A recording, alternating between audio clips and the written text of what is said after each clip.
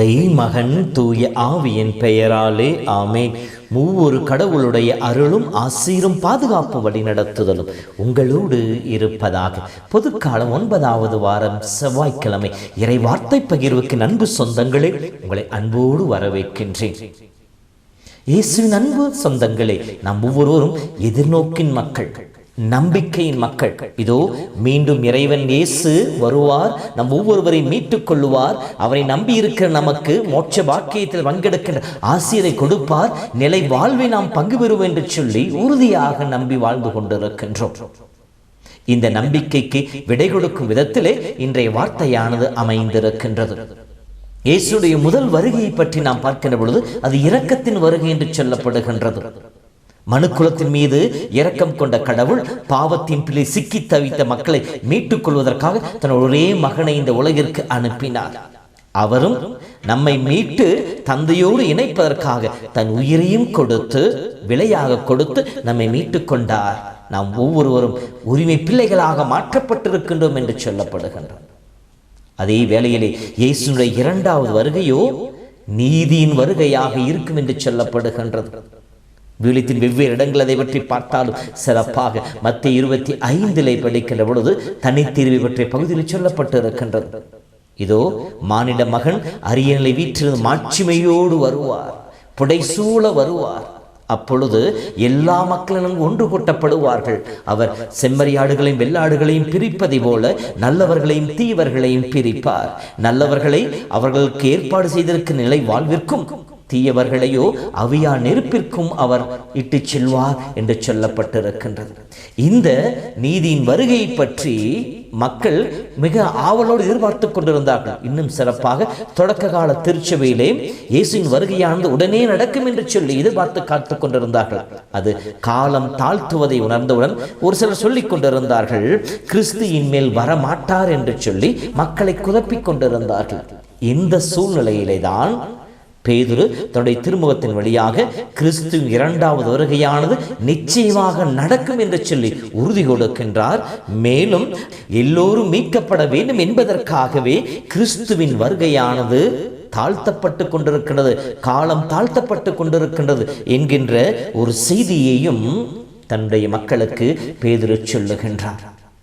அன்பு சகோதரமே, ஆண்டோடைய 2வது வருகை எப்போது நடக்கும் என்பது யாருக்கும் தெரியாது.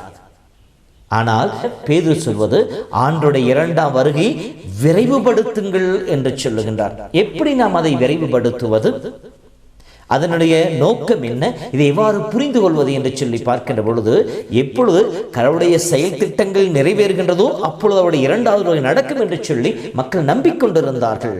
இயேசுடைய இறுதி போதனை உலகெங்கும் சென்று படைப்பிற்கெல்லாம் நற்செய்தியை பறைசாற்றுங்கள் என்று சொல்லி புனித பவுலடியார் புறவனத்தாரின் எல்லா இடங்களுக்கும் சென்று நற்செய்தியை அறிவித்து இயேசு அறிவித்துக் கொண்டிருந்தால் யூதர்களுக்கும் நற்செய்தி அறிவிக்கப்பட்டது. எனவே அன்றைய வாழ்ந்த யூதர்களும் திருத்துதர் நம்பினார்கள், ஆண்டோடைய வருகை மிக அண்மையில் நடக்கும் என்று சொல்லி.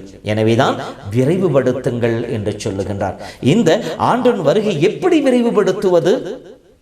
மக்கள் விழித்து காத்திருக்க வேண்டும் என்று சொல்லுகின்றார். எப்படி?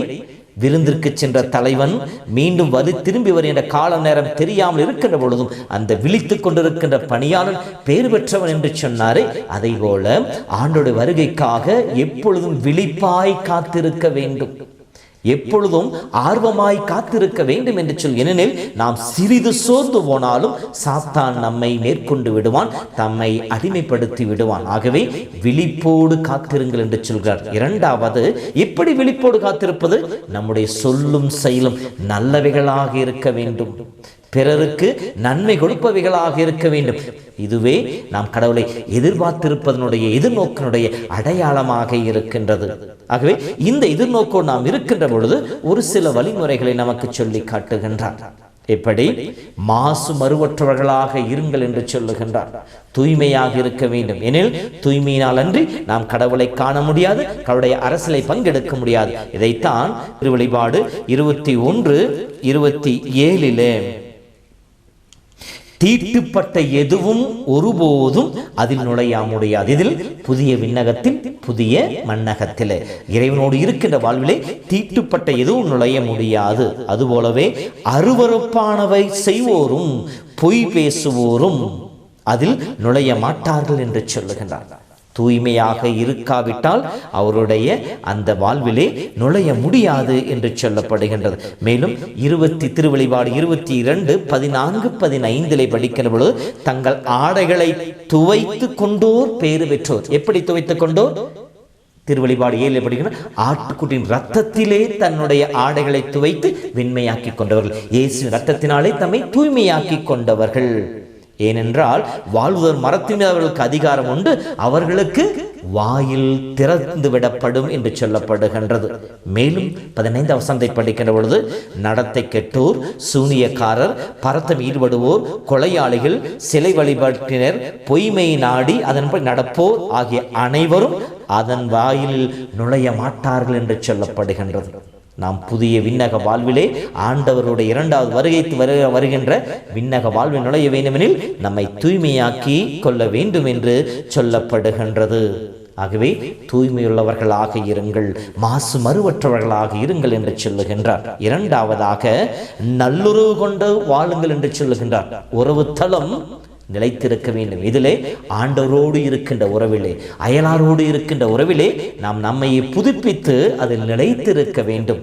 பாவத்தினாலே கடவுளோடு இருக்கின்ற உறவை நாம் முறித்திருந்தால் ஊதாரி மைந்தனை போல தன்னிலை உணர்ந்து நாம் இழந்த நிலையை உணர்ந்து மீண்டும் தந்தையை நோக்கி கடவுள் நோக்கி திரும்பி வருபவர்களாக இருக்க வேண்டும். அதே போல நம்முடைய சொல்லாலும் செயலாலும் பிறரோடு இருக்கின்ற உறவு தளத்தை பிரித்திருந்தால் சக்கையு சொல்வதை போல, ஆண்டவரே, நான் எவரையாவது ஏமாற்றியிருந்தால் பிடுங்கியிருந்தால் 1 மடங்குக்கு 4 மடங்காக திருப்பி கொடுத்து என்று சொல்றாரே, அந்த உறவு தளத்தை புதுப்பித்தானே, அதே போல நாமும் புதுப்பிக்கின்ற பொழுது மீட்பின் சொந்தக்காரர்களாக நாம் மாற முடியும்.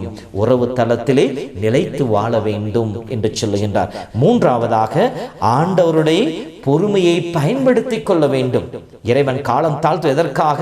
ஏதோ அவரால் இயலாமை என்பதற்காக அல்ல, நாம் மீண்டும் நம் வாழ்வை பெற்றுக்கொள்ள வேண்டும் என்பதற்காக, தன்னிலை உணர்ந்து ஆண்டவரை நோக்கி வர வேண்டும் என்பதற்காக, அவருடைய அன்பிலே இணைந்து விட வேண்டும் என்பதற்காக காலம் தாழ்த்தி கொண்டிருக்கின்றார், பொறுமையோடு இருக்கின்றாகவே அந்த பொறுமையை மீட்பின் நாளாக பயன்படுத்தி நாம் புதிய வாழ்விலே, புதிய மன்னக, புதிய விண்ணகத்திலே, விலை வாழ்விலே பங்கெடுக்க வேண்டும் என்று சொல்லி இறைவன் பேதுரு வழியாக நம் ஒவ்வொருவருக்கும் சொல்லி காட்டுகின்றார். அன்பு சகோதரமே, பேதுரு சொல்லிக் கொடுக்கின்ற வழிமுறையின்படி நாமும் கடவுளோடு இணைந்து கடவுளோடு வாழ்கின்ற மக்களாக இருக்க நாம் எதிர்பார்த்து காத்து கொண்டு இருக்கின்றோம். புதிய விண்ணகம், புதிய மன்னகம் என்பது என்ன?